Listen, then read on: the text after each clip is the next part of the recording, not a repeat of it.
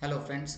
Hope so आप लोगों का अकाउंट का पेपर बहुत अच्छे से गया होगा एंड नाउ आपके सामने paper number 2 that is business law and BCR आने वाला है।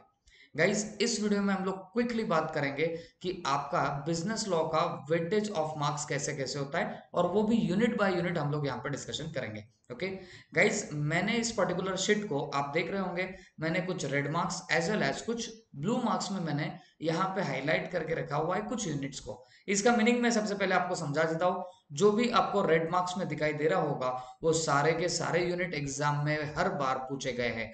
वो छोड़ के जाना आपको खतरे से खाली नहीं रहेगा। इन शॉर्ट आपको ये यूनिट पक्का करने ही पड़ेंगे जो भी रेड मार्क्स में दिखाई दे रहे हैं।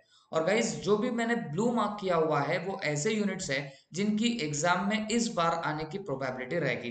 क्यों, क्या, कैसे, सब हम लोग इस वीडियो में सीखने वाले हैं। Okay, first we will come to Indian contract act. अगर आप देख रहे होंगे गाइस, तो इंडियन कॉन्ट्रैक्ट एक्ट हर अटेम्प्ट में 22 मार्क्स के लिए पूछा गया है। ओके, हाँ, अगर आप मुझे बोलोगे सर यूनिट वाइज डिस्ट्रीब्यूशन बताओ, तो यूनिट तो आपको भी पता है 6 यूनिट्स आर देयर, बट इसमें यूनिट 2, यूनिट 3, यूनिट 4 ये ऐसे यूनिट है जहां से रिकरिंगली सवाल पूछे जाते हैं। तो आप अगर ये छोड़ के जाओगे तो ये खतरे से खाली नहीं रहेगा। ओके, ये बात का आप लोग प्रॉपरली ख्याल रखना।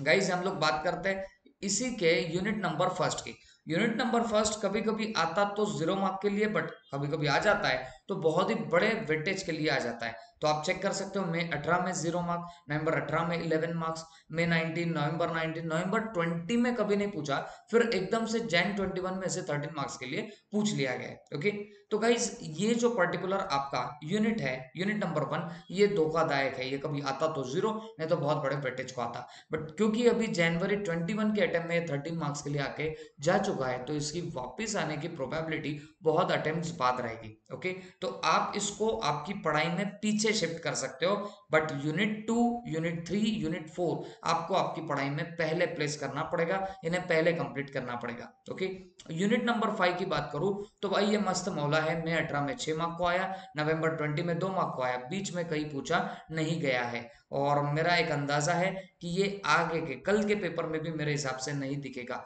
बट स्टिल आपको पढ़ना सब कुछ है, सिर्फ इसकी प्रायोरिटी थोड़ी सी पीछे शिफ्ट कर दो। ओके, यूनिट 6 की अगर मैं बात करूं, ये अल्टरनेट अटेम्प्ट में पूछा जाता है। आप देख रहे होगे मई 18 में नहीं आया तो नवंबर 18 में 7 मार्क्स को आया, मई 19 में नहीं आया तो नवंबर 19 में टपक गया फॉर 4 मार्क्स, नवंबर 20 में नहीं आया, जैन 21 में नहीं आया, तो इसकी फुल प्रोबेबिलिटी है कि ये आपको कल के पेपर में दिख सकता है। तो यूनिट 6 आपको अच्छे से करना है, प्रोबेबिलिटी हाई रहेगी पूछे जाने की। ओके गाइस, मैं थोड़ा सा आगे बढ़ता हूँ। Sales of goods act, sales of goods act in totality 16 marks के लिए पूछा जाता है। गाइस, हर अटेम्प्ट में ये 16 मार्क्स के लिए पूछा गया है। अब इसमें मैं ऐसे यूनिट आपको पहले ही बता देता हूं जो आपको छोड़ने बिल्कुल नहीं है, and that is unit number 2 and unit number 4। Unit number 1, unit number 2 ये अल्टरनेटिवली आते हैं, बट मेरा मानना यही है सेल्स ऑफ गुड्स एक्ट के आप चारों यूनिट कर लो, बहुत ज्यादा बड़े नहीं है, ये फटाफट कंप्लीट भी हो जाएंगे और इसमें से कोई भी यूनिट आने की प्रोबेबिलिटी रहेगी। तो यहाँ मैं कोई स्पेकुलेशन नहीं करता। Number of marks her attempt में कैसे कैसे थे तो वो आपके सामने पड़े हुए आप आराम से देख सकते हो। ओके, लेकिन मेरा बोलना एक ही है, यूनिट 2, यूनिट 4 आपको छोड़ने नहीं है। आप यूनिट 1, यूनिट 3 को थोड़ा सा पढ़ाई में पीछे प्लेस कर सकते हो। ओके, इसके अलावा गाइज अगर मैं पार्टनरशिप एक्ट की बात करूं तो पार्टनरशिप एक्ट में यूनिट नंबर 2 जो रहेगा, ये unit number 2 is very very very very important. इसको तो आप छोड़ के जा ही नहीं सकते।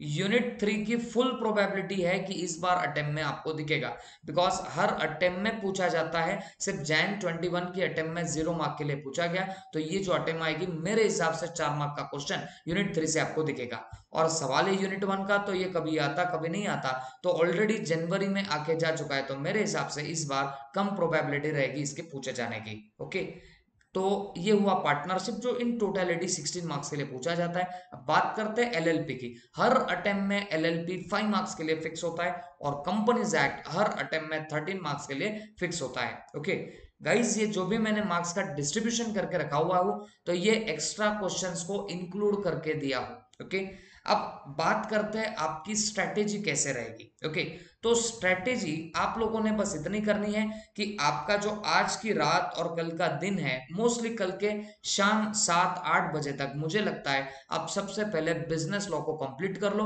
और जो अगला दिन रहेगा कल के बाद का, दैट इज परसों का दिन, तो परसों आप लोग क्या कर सकते हो, दैट मीन्स एग्जाम के डे को आप लोग आपका बीसीआर अच्छे से कर सकते हो। गाइस, प्रायोरिटी कैसे सेट करना, ये एलएलपी और कंपनीज एक्ट रिलेटिवली छोटे हैं, ओके। तो आप इनको अगर कवर कर लोगे तो आप 18 मार्क्स का कवर अप कर चुके होंगे।